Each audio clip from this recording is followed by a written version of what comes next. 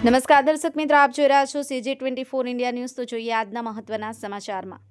સંજેલી તાલુકામાં 9મી ઓગસ્ટ વિશ્વ આદિવાસી દિવસની ઉજવણીને લઈને મામલતદારને આવેદનપત્ર આપવામાં આવ્યું। મળતી માહિતી મુજબ સંજેલી તાલુકામાં 9 ઓગસ્ટની વિશ્વ આદિવાસી દિવસની ઉજવણી સમગ્ર દેશમાં થઈ રહી છે। ત્યારે આપણા ભારત દેશમાં અંબાજીથી ઉમરગામ સુધીની સીધી લીટીમાં આદિવાસી બાહુલ્ય વિસ્તાર ધરાવે છે, તેમજ સમગ્ર દેશોના વડા યુવાનો દ્વારા વિશ્વના દરેક દેશોમાં આદિવાસી સમાજના લોકો રહે છે। ત્યારે આદિવાસી પોતાની ઓળખ, જળ, જંગલ, જમીન અને પોતાની સંસ્કૃતિ જાળવી રાખે તે માટે ઈસવીસન 1982થી આ ઘોષણા ચાલતી હતી। તે ઠરાવ 1994 સંયુક્ત રાષ્ટ્રસંઘ દ્વારા અમલમાં લેવામાં આવ્યો હતો, તેમજ ઘોષિત કરેલ 9મી ઓગસ્ટ વિશ્વ આદિવાસી દિવસ જાહેર કરવામાં આવી હતી। અત્યારે આદિવાસી વિસ્તારોના સમગ્ર દેશમાં દરેક રાજ્યોમાં અને દરેક જિલ્લાઓમાં અને તાલુકાથી ગ્રામ્ય વિસ્તારમાં પણ વિસ્તાર આદિવાસી વિશ્વ દિવસની ઉજવણી કરવામાં આવી રહી છે।